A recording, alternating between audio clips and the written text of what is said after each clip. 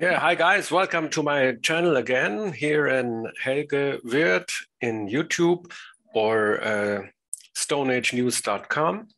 Today we have something new to say about the Nebra sky disk, which is very well known as an artifact found in Germany about 20 years ago. There's a lot of things, a lot of news, including brand new approaches. Elder findings that I have shown in other videos are also included here.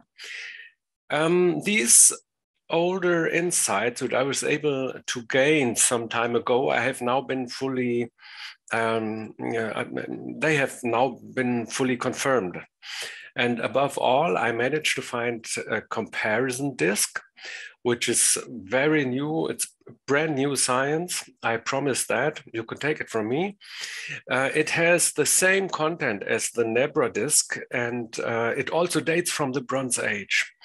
And we know a lot more about this disk because we know the mythology and the tellings about it, and we know the function, how it worked and how it was used and so on. The outdated theories, which are still the most frequently mentioned, are not longer tenable. 20 years ago, as I said, it was discovered, and immediately scientists went about interpreting what they saw. One of the things I never was convinced of was the theory of an astrophysicist who said that the symmetrical 7-star symbol on top of the moon on this Nebra sky disk would show the Pleiades, which are a little part of a constellation called Taurus. And I thought that it makes no sense, because as a primary guessing, I would say it's okay to think about this, but if you take a closer view on it, it's not that valuable, because 7 stars, there are about 10 constellations which have 7 stars. They're not only the Pleiades. And the shape of these 7 stars is, like I said, symmetrical. And it has nothing to do with the shape of the Pleiad. It looks absolutely different. And that made me doubt. In addition to that, I knew that the symbol of the 7 symmetrical stars arranged the way they are on the Nebra sky disk, it was always shown together with sky barks in absolutely other different places, like in China or also in Sweden. And it is actually a North Star symbol that was common throughout the Northern Hemisphere. If that had been known to the other researchers, they certainly wouldn't have to look for other explanations, because it really makes sense. Because later in this video, it turns out to be quite logical that this North Star symbol appears on this special disk. And it's even the climax of the whole disk, the main message, as you like. But we don't want to anticipate too much. If we also take a closer look at the drawing of Bohuslän in Sweden, we notice that the symbol there, the 7-star, symmetrical 7-star symbol, it appears here, and it is shown here in connection with the sky god Tyr and ships. This is very important for comparing it to the Nebra sky disk. As a north symbol, it towers far above the sky god. Below him, all the ships are precisely assigned to him, and so that they are in a right angle. The stretch from the symbol to the ships is always in a right angle to the rump. Yeah, and it speaks for itself that not only the shape of the symbol is identical, so that it's the same symbol, but it's also very interesting that it's always represented together with ships.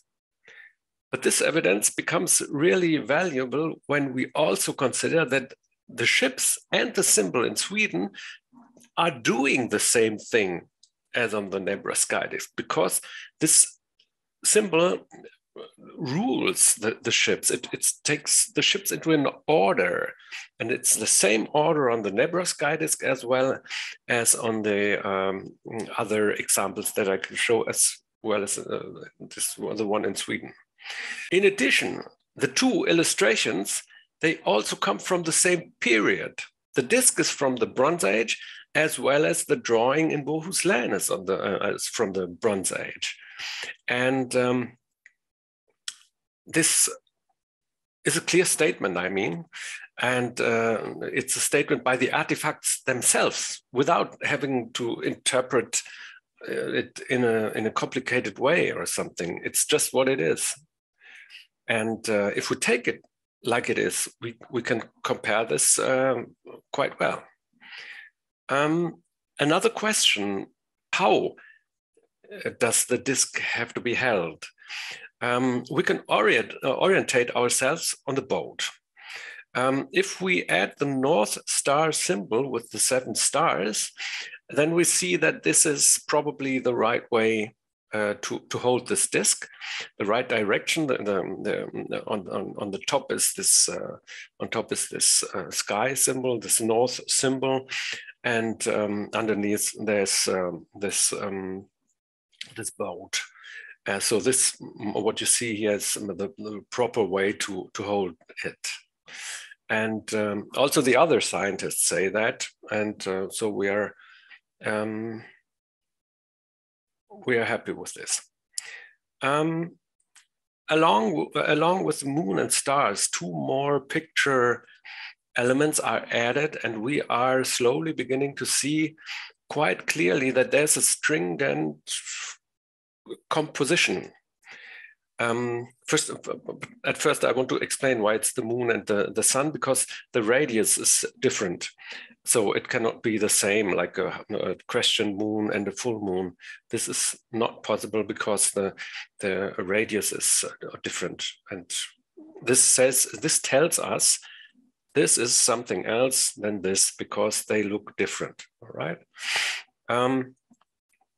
The old theory held by the old theory held that the stars on the disk were only ornaments and had no further meaning. But seen from the new perspective, out of my view, this is not longer consistent. The astrophysics who examined the disk 20 years ago had come to the conclusion that the individual stars on the disk were merely decorations. To support this claim, he formulated that they would be ordered according to the order of the Gaussian normal distribution. But the analysis shows something completely different.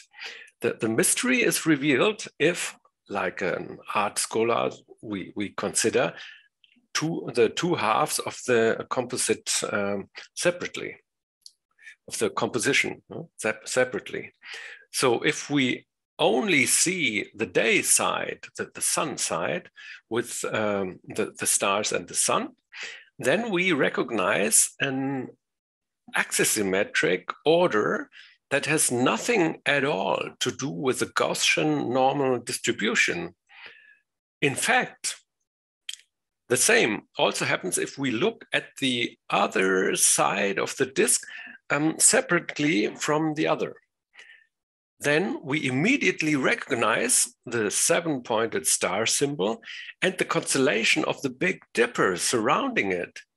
This puts a mere assertion out of the way of the older theory, which states that there are no scientifically verifiable constellations on the disk.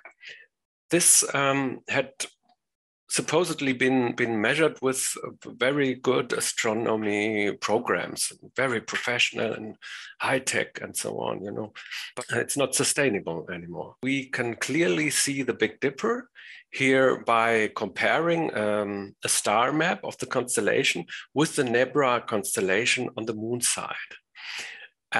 Which is the night side, of course. Moon, night side, sun, day side.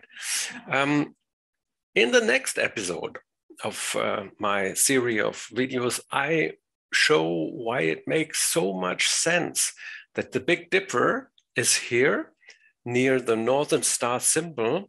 And I wish you to have a lot of fun in the next episode.